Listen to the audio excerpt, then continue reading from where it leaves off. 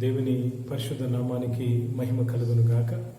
మరొక దినము బైబిల్ ధ్యానించుటకు దేవుడు మనకిచ్చిన ఈ శ్రేష్టమైన సమయాన్ని బట్టి దేవునికి కృతజ్ఞతాస్తుతులు చెల్లిస్తున్నాను. ప్రార్థన చేసుకుందాం. అందరం కూడా కళ్ళు మూసుకుందాం.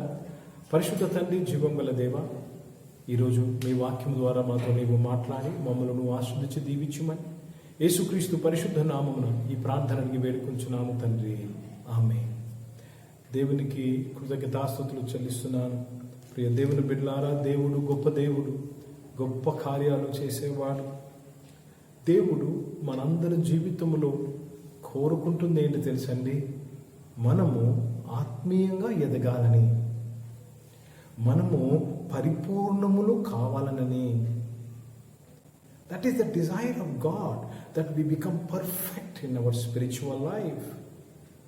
దేవునికి స్తోత్రము కలుగును గాక. ప్రియ దేవుని బిడ్డలారా, ఈరోజు ఒక సిరీస్ని నేను స్టార్ట్ చేస్తున్నాను. కొన్ని వారాల పాటు ఈ యొక్క సిరీస్ని కొనసాగిస్తాం. ప్రతిరోజు ఒక్కొక్క అంశాన్ని మనము ధ్యానం చేస్తూ క్రీస్తు మూల పాఠములు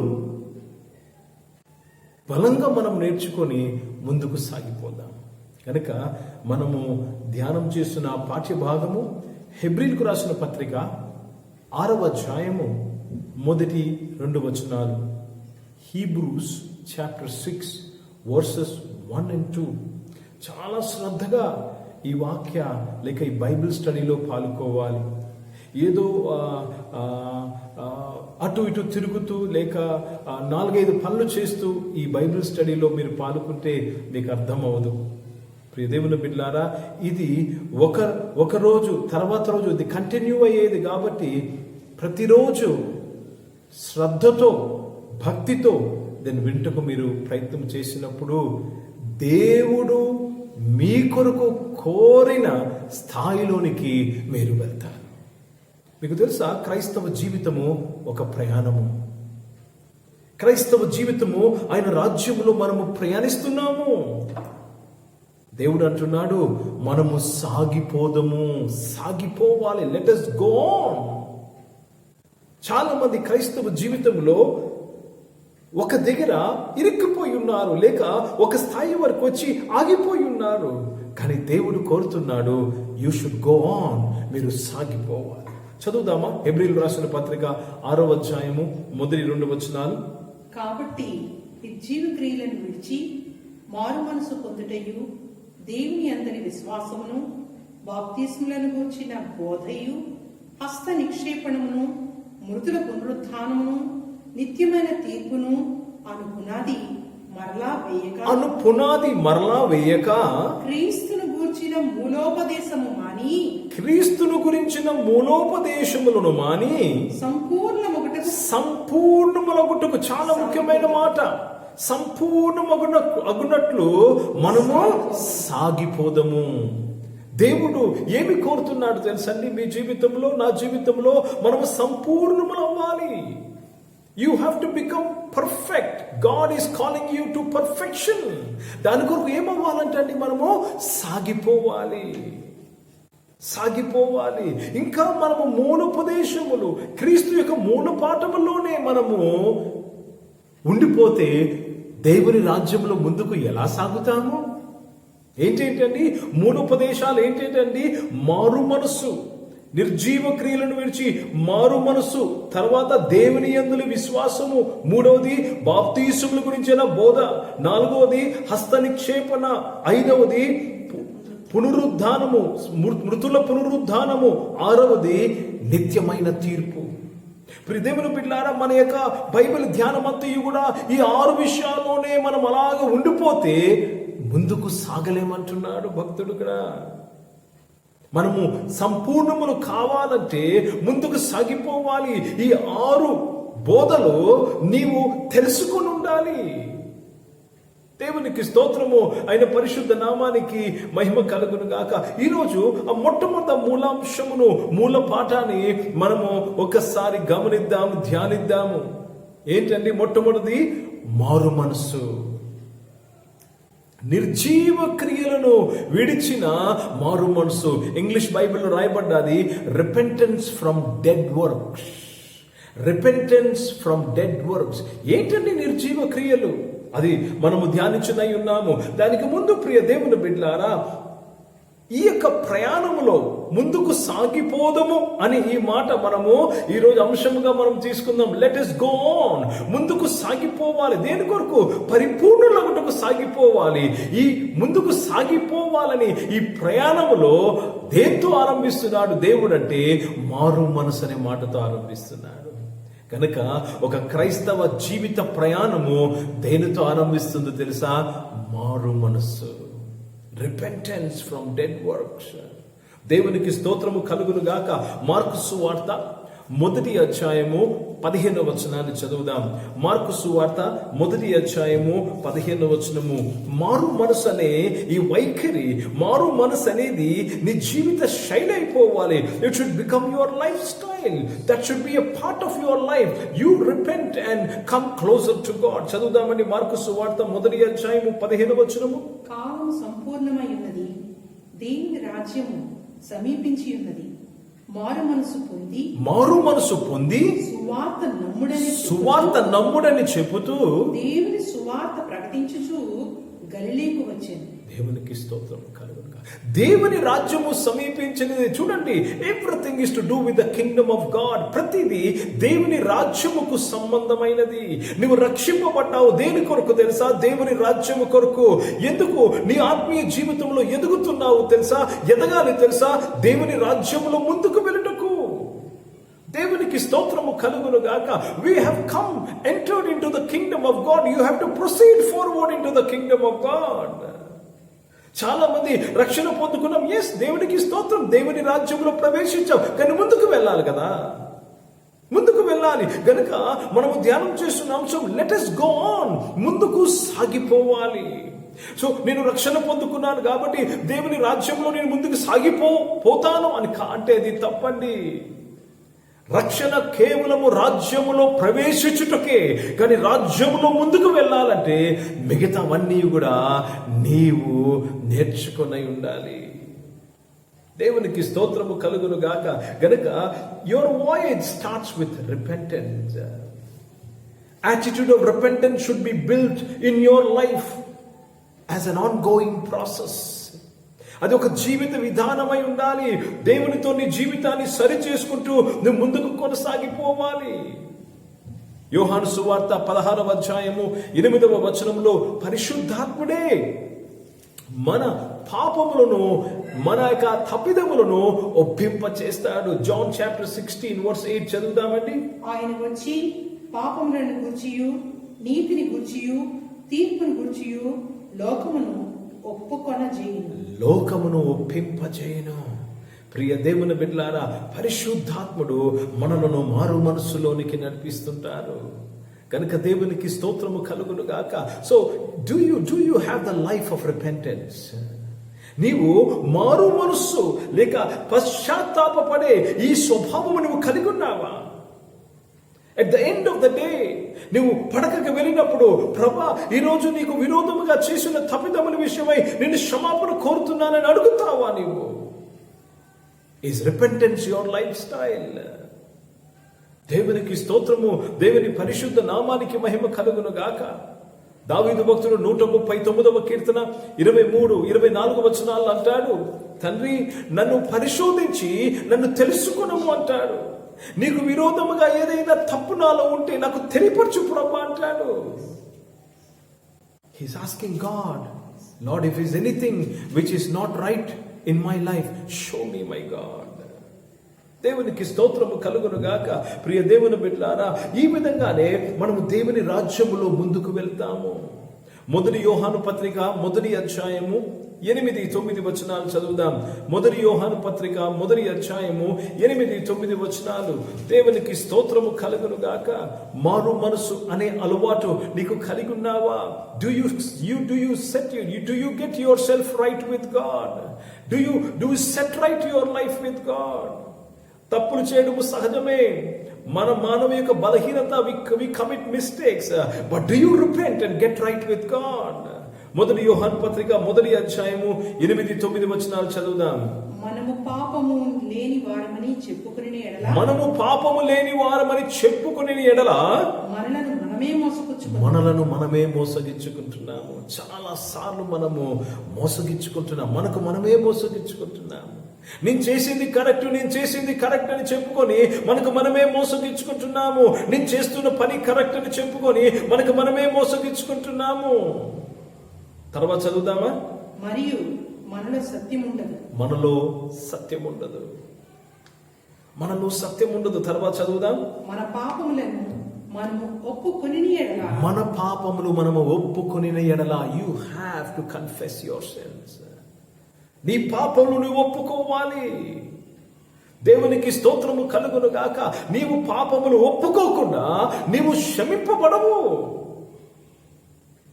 మన పాపములు మనం ఒప్పుకొని ఎడల ఆయన నమ్మదగిన వాడును నీతిమంతుడును గనుక ఆయన మన పాపములను క్షమించి సమస్త దుర్నీతి నుండి మనలను పవిత్రులుగా కాచి. తర్వాత వచనం చదువుదాం. మనము పాపము చేయలేదని చెప్పుకుని ఎడల ఆయనను అబద్ధికునిగా దేవుణ్ణే అబద్ధికులుగా చేస్తున్నామంట. కనుక ప్రియ దేవుని బిడ్డలారా, జాగ్రత్త సుమి. క్రైస్తవ జీవితంలో దేవుని రాజ్యములో మనము ప్రవేశించి దేవుని రాజ్యంలో ముందుకు వెళ్ళాలి. Don't be an assumption. నేను రక్షణ పొందాను కాబట్టి దేవుని రాజ్యంలో ఎంత దూరమైనా వెళ్ళిపోవచ్చు. లేదండి. మీరు పాత నిబంధనలో చూసినట్లయితే దేవుడు అక్కడ కట్టిన మందిరము గాని, వారితో కట్టించిన గుడారము గాని 3 భాగాలు ఉండేవి. బయట ఆవరణము, పరిశుద్ధ స్థలము, అతి పరిశుద్ధ స్థలము. అతి పరిశుద్ధ స్థలములో అందరికీ అలౌ చేసేవారు కాదు. పరిశుద్ధ స్థలములో అందరూ రావడానికి వీల్లేదు. గనక ప్రియ దేవుని బిడ్డలారా, జాగ్రత్త సుమి.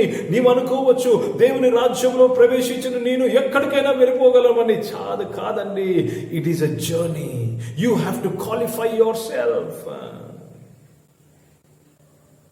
కనుక ప్రియ దేవుని బిడ్డలారా, మొట్టమొదటిది మారు మనసు. దేవుని రాజ్యంలో ముందుకు వెళ్ళాలంటే ఏమి కావాలి తెలుసండి? You should increase in purity. పవిత్రతలో ఎదగాలి. దేవుని రాజ్యంలో ముందుకు వెళ్ళడం అంటే ఎక్కడికి వెళ్తున్నాం తెలుసా? ఆయన సింహాసనం దగ్గరికి వెళ్తున్నాం. దేవుని రాజ్యంలో ముందుకు ప్రయాణం చేయడం అంటే ఎక్కడికి వెళ్తున్నామో తెలుసా? జీవము గల దేవుడు కూర్చున్న సింహాసనము దగ్గరికి మనము ప్రయాణిస్తున్నాము. అక్కడికి వెళ్తున్నామంటే purity level should increase in your life. నీ జీవితంలో, నా జీవితంలో ఆ పవిత్రత పెరగాలి. కనుక ప్రియ దేవుని బిడ్డలారా, మన జీవితాలను మనము సరిచేసుకుంటూ ముందుకు ప్రయాణించాలి. You have to come to God, ask for forgiveness.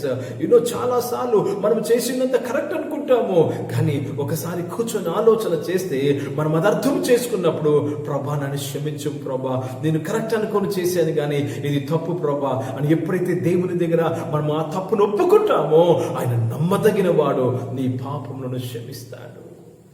దేవునికి స్తోత్రము. దేవుని పరిశుద్ధ నామానికి మహిమ కలుగును గాక. సామెతల గ్రంథము 4వ అధ్యాయము 18వ వచనాన్ని చదువుదాం. Proverbs chapter 4 and verse 18. Hallelujah. Thank you Jesus. We bless your holy name.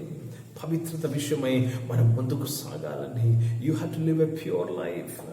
పట్ట పగలగు వరకు వేకువ వెలుగు తేజరిల్లునట్లు నీతిమంతుల మార్గము అంతకంతకు తేజరిల్లును. అంత అంటే ఒకసారి నీతిమంతులు అయిపోయానంటే సరిపోదు. It has to increase. Your righteousness should increase. తేజరిల్లాలంట. నీ పవిత్రత తేజరిల్లాలి. నీ పరిశుద్ధత తేజరిల్లాలి. హల్లెలూయా. సింపుల్ గా మన భాషలో చెప్పాలంటే నీ శుభ్రత తేజరిల్లాలి. దేవుని రాజ్యములో నువ్వు ముందుకు సాగిపోవాలి. అదే మనము చదివిన అంశములో మనము పరిపూర్ణ అగునట్లు ముందుకు సాగిపోదాము. కనుక అందులో మొదటి బోధ ఏంటి మనం చూస్తున్నాము? మారు మనసు అనే అంశాన్ని మనము ధ్యానిస్తున్నాము. The level of purity increases. దేవునికి స్తోత్రము కలుగును గాక. యెషయా గ్రంథము 26వ అధ్యాయం 7వ వచనాన్ని చదువుదాం. యెషయా గ్రంథము 26వ అధ్యాయము 7వ వచనము. నీతిమంతులు పోవు మార్గము సమముగా ఉండును, నీతిమంతుల త్రోవను నీవు సరళము చేయుచున్నావు. చూశారు, ఇట్ విల్ బి నేరో. అంటే నీవు పవిత్రతలో పెరగాలని కోరిక నీలో వస్తే నీ జీవిత ప్రయాణం లోకంలో సంకుచితమైపోతాది. అర్థమవుతుందండి? రక్షింపబడ్డాం, అందరము నీతిమంతులమే. కానీ నీ నీతి పెరగాలంటే, ఇంకా నీ నీతి యొక్క స్థాయి పెరగాలంటే your life becomes narrow and you should ask God to bless you in your narrow way. కనుక ప్రియ సంఘమా, ప్రియ దేవుని బిడ్డలారా, ఈ వాక్యం నేను మీతో చెబుతుండగా అనేక విషయాలు నేను నేర్చుకుంటున్నాను. అవును ప్రభా, నా నీతి నేను తేజరిల్లాలి ప్రభా, నీతిలో ఇంకా నీతిమంతుడుగా తీర్చబడాలి ప్రభా, పరిశుద్ధతలో ఇంకా పవిత్రుడుగా నేను తీర్చబడాలి ప్రభా, నన్ను క్షమించు ప్రభా అని నేను ప్రార్థన చేస్తున్నాను. ప్రియ దేవుని బిడ్డలారా, ఎందుకు తెలుసా? ఆయన రాజ్యములో మనము ముందుకు సాగిపోదాం. ఆయన రాజ్యంలో ముందుకు సాగిపోదాం. ప్రతి ఒక్కరూ కూడా ఆ గుడారం దగ్గరికి వచ్చేవారు, కానీ ఒక్కరే అతి పరిశుద్ధ స్థలంలోకి వెళ్ళేవారు. యాజకులు మాత్రమే పరిశుద్ధ స్థలంలోకి వెళ్ళేవారు. కానీ క్రొత్త నిబంధనలో ఆయన రాజ్యంలో ప్రతి ఒక్కరికి దేవుడు అవకాశం ఇస్తున్నాడు. దేని కొరకు తెలుసండి? ఆ అతి పరిశుద్ధ స్థలము అనగా ఆయన సింహాసనము దగ్గరికి ప్రయాణించుటకు ప్రతి ఒక్కరికి అవకాశం ఇస్తున్నాడు. కనుక సంపూర్ణములగుటకు ముందుకు సాగిపోదాము. 2వ తిమోతికి రాసిన పత్రిక 2వ అధ్యాయము 23వ వచనాన్ని చదువుదాం. 2వ తిమోతికి రాసిన పత్రిక 2వ అధ్యాయము 23వ వచనం చదువుదాం. దేవునికి స్తోత్రం కలుగును గాక. గొప్పింటిలో ఏముంటాయనే విషయాన్ని చెప్తున్నాడు. 2 తిమోతి 2:23 చదువుదాం.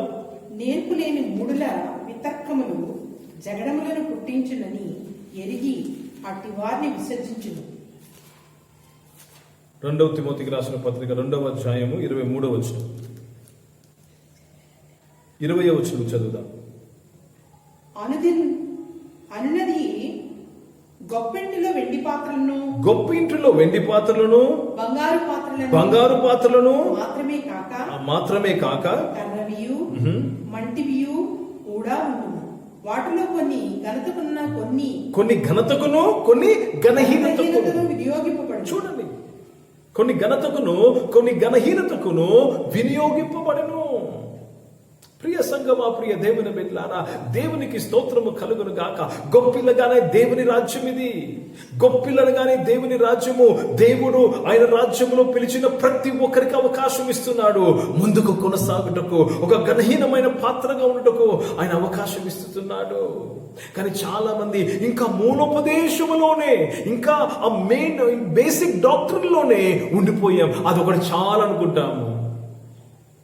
కానీ నువ్వు ముందుకు కొనసాగాలని పరిశుద్ధ దేవుడు మనతో మాట్లాడుతున్నాడు.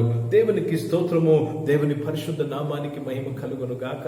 ప్రియ సంఘమా, ప్రియ దేవుని బిడ్డలారా, నీ పవిత్రతలో నువ్వు పెరగాలి. ఈ యొక్క పరిశుద్ధతలో నువ్వు పెరగాలి. దేవునికి స్తోత్రము కలుగును గాక. Let me go little deeper. కొంచెం లోతుగా వెళ్దామండి ఈ వాక్యంలో. అసలు దేవుడు మానవుని ఏ కెపాసిటీతో సృష్టించాడు తెలుసా? దేవుడు మానవుని ఏ సామర్థ్యంతో సృష్టించాడు తెలుసా? మీరు ఆశ్చర్యపోతారు జవాబు వింటే. God created man with a capacity to receive the life of God. దేవుని జీవమనే పొందుకునేలాగా దేవుడు నరుని సృజించాడు. నరుడు సామాన్యమైన వ్యక్తి కాదండి.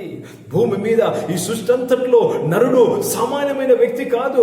నరుడుకు ఏ కెపాసిటీ ఉంది తెలుసా? ఏ సామర్థ్యం ఉంది తెలుసా? దేవుని జీవమును పొందుకున్నటకు, దేవుని జీవమును కలిగినటకు సామర్థ్యం అన్నది.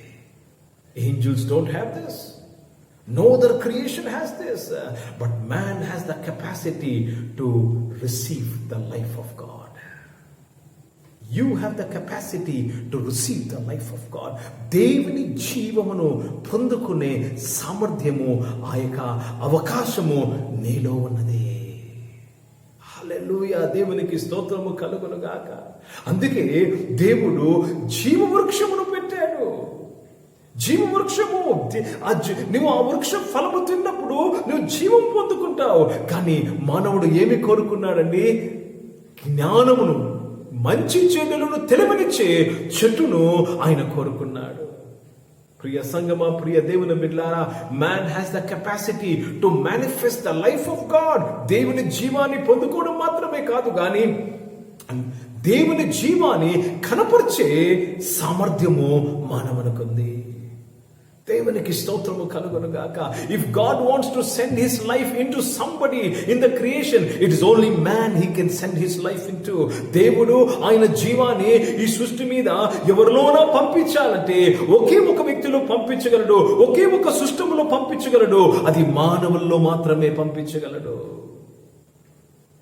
ప్రియ సంగమా, ప్రియ దేవుని బిడ్డలారా, దేవునికి స్తోత్రము కలుగునుగాక.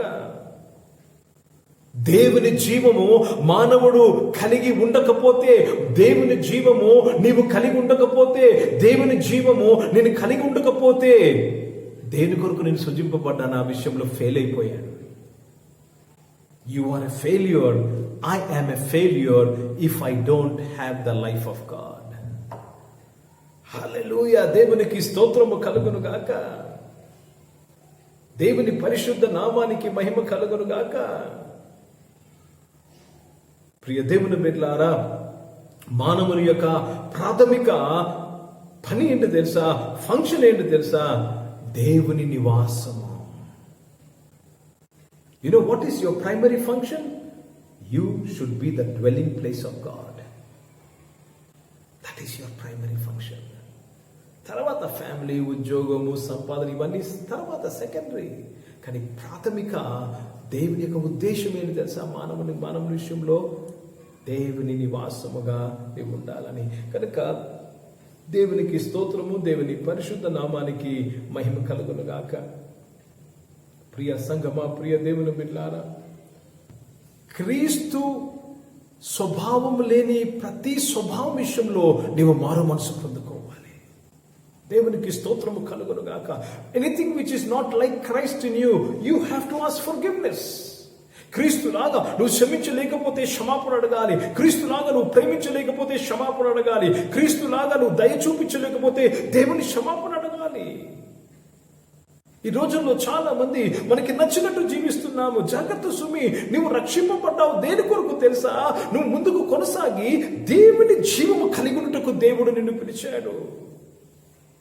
రోమీయులకు రాసిన పత్రిక 3వ అధ్యాయము 23వ వచనంలో దేవుని వాక్యము సెలవిస్తుంది, అందరూ పాపము చేసి దేవుడు అనుగ్రహించిన మహిమను పొందలేకపోతున్నారు, ఆయన జీవమును పొందలేకపోతున్నారు. అందరూ పాపము చేసి దేవుడు అనుగ్రహించే మహిమ, దేవుని జీవమును పొందలేకపోతున్నారు.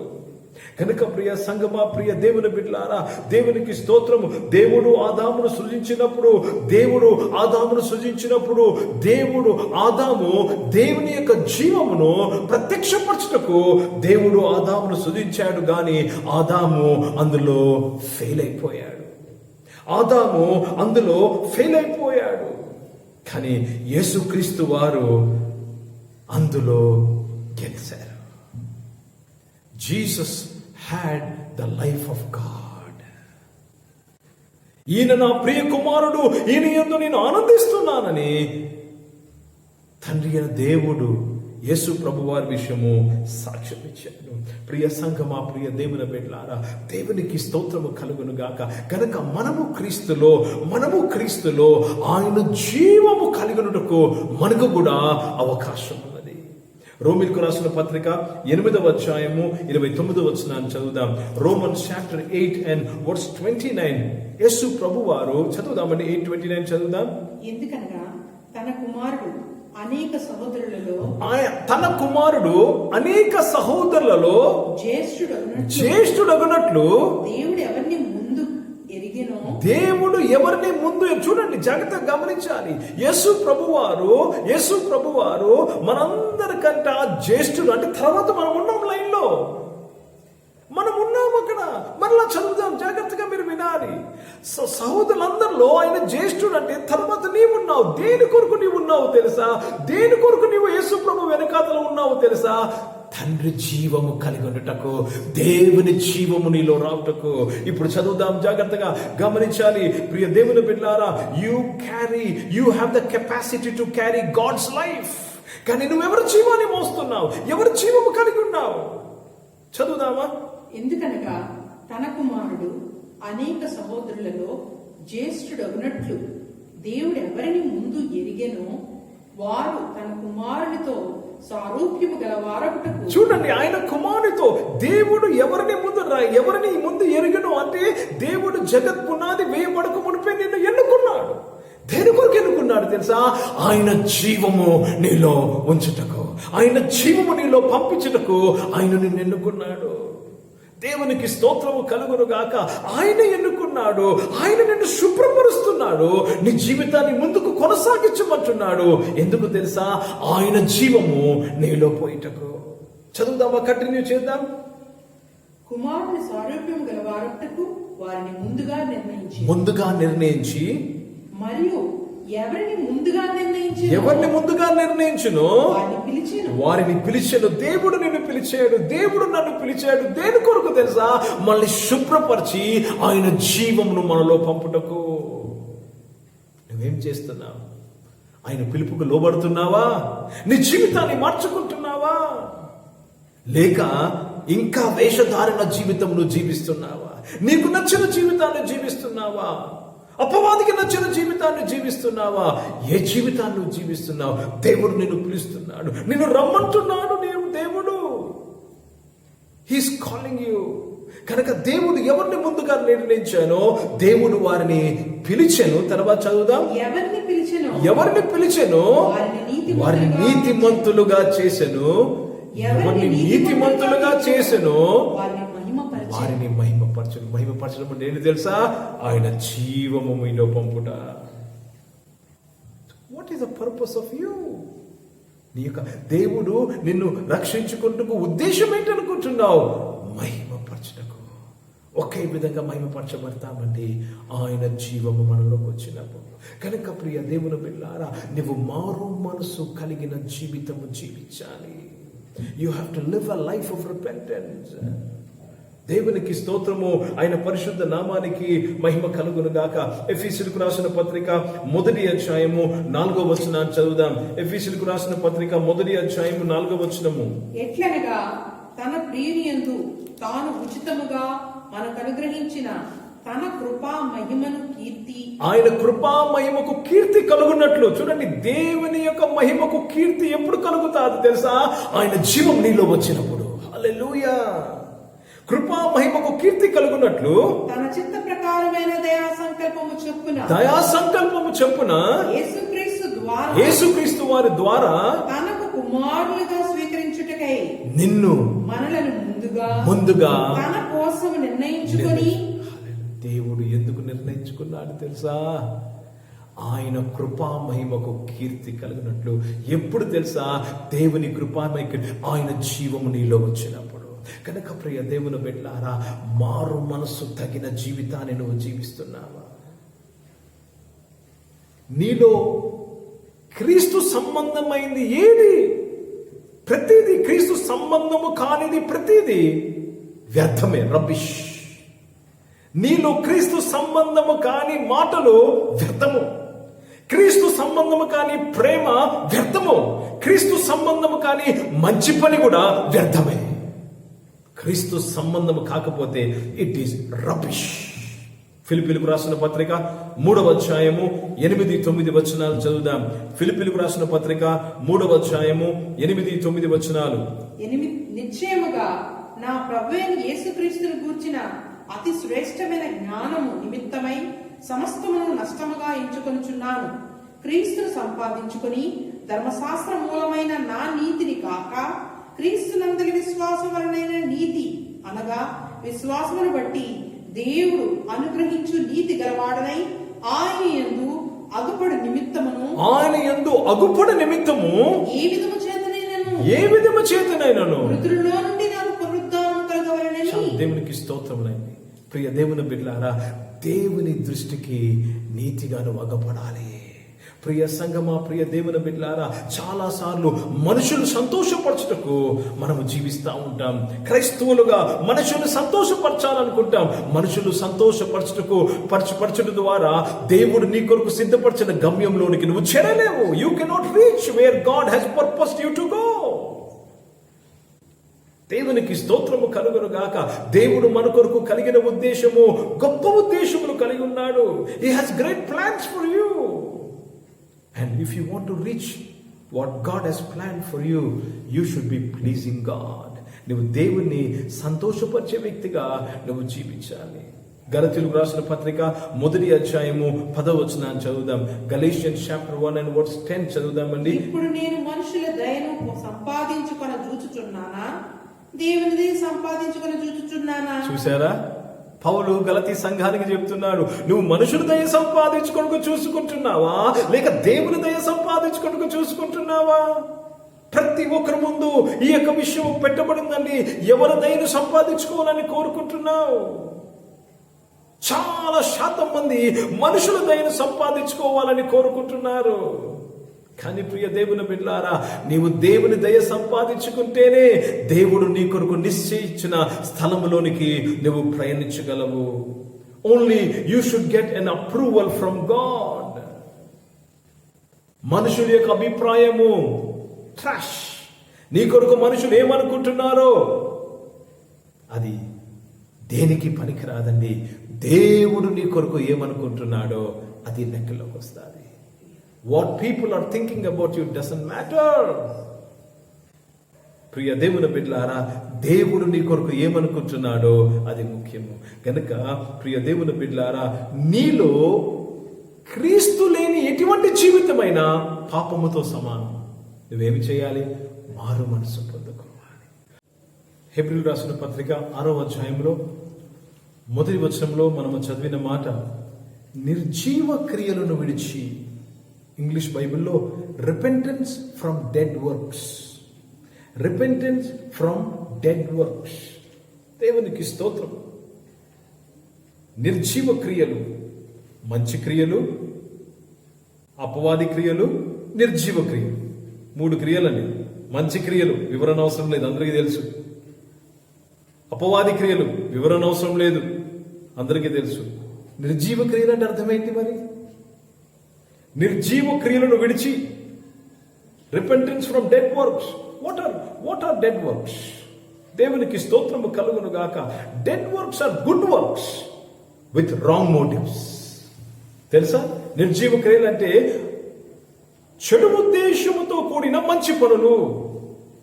ఉద్దేశానికి పాస్టర్ గారు మంచి వాక్యము చెప్తున్నారు.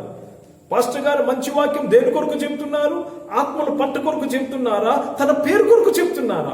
ఆత్మల పంట కొరకు చెప్తే అది మంచి కార్యము. కానీ తన పేరు సంపాదించుకున్నకు లేక డబ్బులు సంపాదించుకున్నకు చెప్తే అది నిర్జీవ క్రియ. మంచి పనే, వాక్యం చెప్పడం అనేది మంచి పనే, కానీ ఉద్దేశం తప్పు కాబట్టి అది నిర్జీవ క్రియ. కనుక నిర్జీవ క్రియ అంటే ఏంటంటే మంచి క్రియే కానీ తప్పు ఉద్దేశంతో చేయుట. దేవునికి స్తోత్రము కలుగును గాక. మోషే జీవితంలో మనం చూసినట్లయితే నిర్గమకాండం 17వ అధ్యాయంలో దేవుడు బండను కొట్టమన్నాడు. బండను కొట్టగానే నీళ్ళు వచ్చాయి, ప్రజలందరూ తాగారు. కానీ సంఖ్యాకాండం 20వ అధ్యాయంలో మనం చూసినట్లయితే దేవుడు మోషేని బండతో మాట్లాడమన్నాడు. దేవుడు మోషేని బండతో మాట్లాడమంటే మోషే ఏమి చేశాడండి? బండను కొట్టాడు. ఏమొచ్చాయి? నీళ్ళు వచ్చాయి, ప్రజలు తాగారు. అది మంచి పనే, కానీ పద్ధతి, the procedure was wrong. The procedure was wrong. దేవుడు చెప్పింది మాట్లాడమన్నాడు, ఈయనేం చేశాడు? కొట్టాడు. గనుక అది నిర్జీవ క్రియ. కనుక ఈ నిర్జీవ క్రియల ద్వారా ప్రజలు దీవించబడతారు, కానీ దేవుడు దానిని అంగీకరించాడు నీ జీవితంలో. మోషేని దేవుడు అక్కడ అంగీకరించలేదు. నువ్వు నన్ను అవమానపరిచావు, you have disobeyed me, you have dishonoured me అంటాడు. సంఖ్యాకాండం 20వ అధ్యాయము 1వ వచనం నుంచి మీరు తర్వాత చదువుకోండి, మీకు అర్థమవుతుంది. కనుక ప్రియ సంగమా, ప్రియ దేవుని బిడ్డలారా, దేవునికి స్తోత్రము, దేవుని పరిశుద్ధ నామానికి మహిమ కలుగును గాక. ఈ నిర్జీవ క్రియల నుంచి ఎలాగా నేను శుభ్రపరచబడతాను, నిర్జీవ క్రియల నుంచి ఎలాగా నేను పవిత్ర చేయబడతానంటే హెబ్రీయులకు రాసిన పత్రిక 9వ అధ్యాయము 14వ వచనంలో మనము దీనికి జవాబు చూడగలము. హెబ్రీయులకు రాసిన పత్రిక 9వ అధ్యాయము 14వ వచనాన్ని చదువుదాం. నిత్యుడగు ఆత్మ ద్వారా తను తాను దేవునికి నిర్దోషినిగా అర్పించుకొనిన క్రీస్తు యొక్క రక్తము నిర్జీవ క్రియలను విడిచి. చూడండి, క్రీస్తు యొక్క రక్తము నిర్జీవ క్రియలను విడిచి, రాంగ్ మోటివ్స్ తో, రాంగ్ ఉద్దేశంతో చేస్తున్న మంచి పనులు, దాని విషయాలు, దాన్ని వదులుకోవాలంటే, దాని నుంచి విడుదల పొందుకోవాలంటే క్రీస్తు రక్తము ద్వారానే అది జరుగుతుంది. నిర్జీవ క్రియలను విడిచి జీవము గల దేవుని సేవించుటకు మీ మనస్సాక్షిని ఎంతో ఎక్కువగా శుద్ధి చేయను. కనుక దేవునికి స్తోత్రము కలుగును గాక. చాలాసార్లు చాలా మంది చాలా మంచి పనులు చేస్తాము, కానీ రాంగ్ ప్రొసీజర్ తో చేస్తాము. దాన్ని నిర్జీవ క్రియ అంటున్నాడు. దాని నుంచి నువ్వు మారు మనసు పొందుకోవాలని దేవుడు మనల్ని ఈ వాక్యము ద్వారా దేవుడు మనతో మాట్లాడుతున్నాడు. కనుక దేవునికి స్తోత్రము, దేవుని పరిశుద్ధ నామానికి మహిమ కలుగును గాక. చాలా మంది ప్రసంగాలు చేసినప్పుడు చాలా మంది ఎన్వీతో లేక ద్వేషముతో చేస్తారు. ప్రసంగం చేయడం మంచిదే, కానీ ద్వేషంతో చేయుట తప్పు. ఫిలిప్పీయులకు రాసిన పత్రిక 1వ అధ్యాయము 13వ వచనాన్ని చదువుదాం, తర్వాత 15వ వచనాన్ని చదువుదాం, తర్వాత 18వ వచనాన్ని చదువుదాం. ఫిలిప్పీయులకు రాసిన పత్రిక 1వ అధ్యాయము 13, 15, 18వ వచనం చదువుదాం. ఎలయనగా నా బంధకములు క్రీస్తు నిమిత్తము కలిగినవని ప్రేతోర్యమును సేవలోని వారికందరికిని తక్కిన వారికందరికిని సృష్టమాయను. బోధించుటకు మరియు విశేష ధైర్యము తెచ్చుకొనిది. కొందరు అసూయ చేతను కలహబుద్ధి చేతను, చూడండి, కలహబుద్ధి చేతను, మరికొందరు మంచి బుద్ధి చేతను క్రీస్తును ప్రకటించుచున్నారు. చూడండి, కొందరు కలహపు చేత ప్రకటించుచున్నారు. మంచి సువార్త ప్రకటించడం మంచిదే, కానీ ఏ ప్రక్రియతో, ఏ ఉద్దేశంతో, ఏ యాటిట్యూడ్ తో, ఏ మోటివ్ తో నువ్వు చేస్తున్నావో అది ముఖ్యము. కనుక దేవుడు నువ్వు ఏమి చేశావు అని అడగడు. అక్కడికి వెళ్ళినప్పుడు, పరలోకానికి వెళ్ళినప్పుడు దేని కొరకు చేశావని అడుగుతాడు. ప్రభా, నేను చాలా ప్రసంగాలు చేశాను ప్రభా అని ఒక పాస్టర్ గారు ఆయన ముందు చెప్తే ఆయన ఏమడుగుతాడు తెలుసండి? దేని కొరకు అన్ని ప్రసంగాలు చేశావని అడుగుతాడు. ప్రభా, నేను చాలా మందికి భోజనాన్ని పెట్టాను ప్రభా, నేను చాలా మందికి చారిటీ వర్క్ చేశాను ప్రభా అంటే ఎందుకొరకు ఆ పని చేసావు అని అడుగుతాడు, కానీ ఎంత చేసావని అడగడు. కనుక ప్రియ దేవుని బిడ్డలారా, మనము నిర్జీవ క్రియలను విడిచి కనుక మారు మనసు పొందుకోవాలని దేవుడు ఈరోజు మనతో మాట్లాడుతున్నాడు. దేవునికి స్తోత్రము కలుగును గాక. కనుక న్యాయపీఠం దగ్గరికి వెళ్ళినప్పుడు వాట్ డిడ్ యూ డూ, అది పాత నిబంధన. క్రొత్త నిబంధనలో why did you do, why did you do. Old testament లో వారు ఎంత చేస్తే అంత బ్లెస్సింగ్, కానీ క్రొత్త నిబంధనలో ఎంత చేస్తే కాదు, ఎందుకు చేశావు? దేవుని మహిమ కొరకు చేసావా లేక నీ మహిమ కొరకు నువ్వు చేసావు? మోటివ్స్ ఆర్ ఇంపార్టెంట్ అని దేవుడు ఇక్కడ మాట్లాడుతున్నాడు. కనుక దేవునికి స్తోత్రము, దేవుని పరిశుద్ధ నామానికి మహిమ కలుగును గాక. కనుక ఈ సమయంలో వాక్యాన్ని ముగించుకుందాం. కానీ ముగించుకు మునుపు మరొకసారి ఈరోజు మనం నేర్చుకున్నది మనం ఒక్కసారి నెమరు వేద్దాము. ప్రియ దేవుని బిడ్డలారా, రిపెంటెన్స్, మారు మనసు జీవితము నువ్వు కలిగి ఉన్నావా? మారు మనసు జీవితం కలిగి లేకుండా నువ్వు ముందుకు కొనసాగలేవు, ఆయన రాజ్యంలో ముందుకు కొనసాగలేవు. ఇంకొకటి, నిర్జీవ క్రియలను విడిచి, నిర్జీవ క్రియల విషయమై నువ్వు మారు మనసు పొందుకుంటున్నావా? ప్రభా, నేను చేసింది మంచి పనే, కానీ ఉద్దేశం తప్పు ప్రభా, నన్ను క్షమించు. చూడండి, చాలా సార్లు మనం చేసే మంచి పని తప్పు ఉద్దేశంతో చేస్తాం. మంచి పని దాన్ని గుర్తించలేం. తప్పు చేస్తే, చెడు పని చేస్తే ఇది చెడు చేసామని తెలుసు, కానీ మంచి పని చేసినప్పుడు అది చెడు భావంతో చేసామని గుర్తించడం కష్టము. దేవుని సహాయం కావాలి.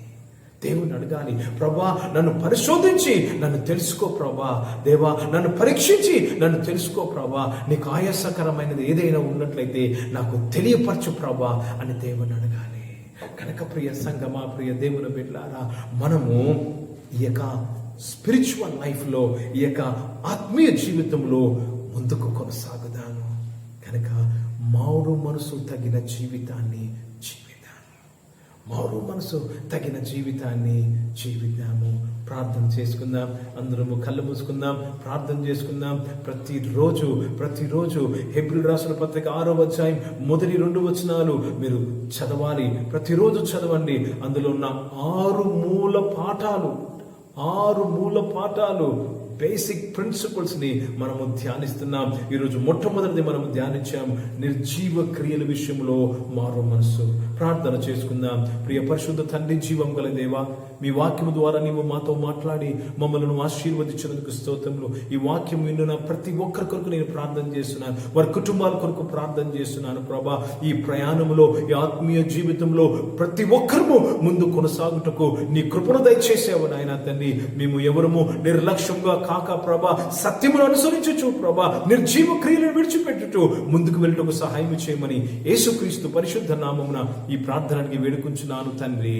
ఆమేన్. ఇప్పుడు మన పరమ తండ్రి అయిన దేవుని ప్రేమ, ప్రభువైన యేసుక్రీస్తు వారి కృప, పరిశుద్ధాత్మిక అన్యోన్య సహవాసము చేరున మనతో ప్రార్థన చేయబడిన అంశములతో సంఘముతో ఇప్పుడు ఎల్లప్పుడూ సదా తోడైయుండును గాక.